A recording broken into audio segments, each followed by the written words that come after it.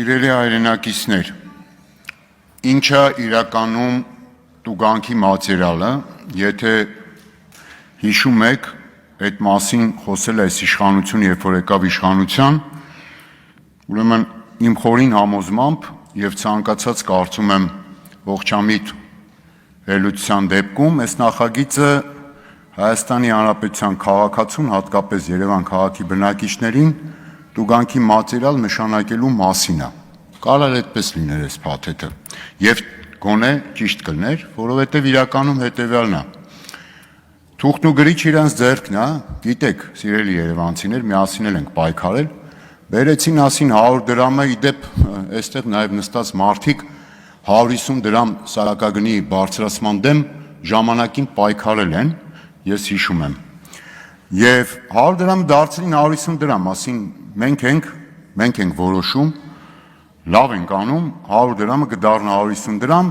հետո էլ ասեցին, տեսեք ինչքան լավ է, քաղաքացիները ուրախ զվարթ վճարում են։ Բայց պարզվում է այդպես չի, 100 դրամը ոնց որ ավելի շատ գումար էին հավաքում, քան 150 դրամով։ Հիմա էլ ասում են, մենք պետք է տուգանենք, զնության ներկայացնենք, հələ որ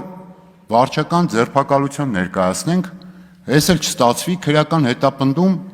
ի դեպ չի բացառվում, որ մի օր էլ այդպիսի նախագիծ կբերեն։ Հիմա լավ, պարզ հարց է տալի մարդուն, ասում է,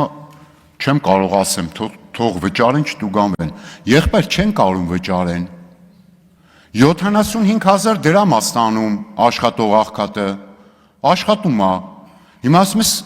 15,000 տուգանեմ, 20%-ն է իր աշխատավարձի։ Հիմա այդ խնդիրը հեշ ձեզ վերաբերելի չի։ Բա հիմի ասինքն որ տուգանում ես այդ մարդուն, 5 անգամ տուգանես ամսվա մեջ, ինչ տանի տուն։ Բա հարց է, չէ, այսինքն ձեզ դա էլ չի հետաքրքրի։ Հիմա հեսա ավարտում եմ։ Եվ ամենակարևոր խնդիրը, իրականում բազմաթիվ նաև հարցեր կային, այսպես կոչված այդ բարեփոխումների իմաստով։ Պարոն Ավետիսյան, ավարտում եմ։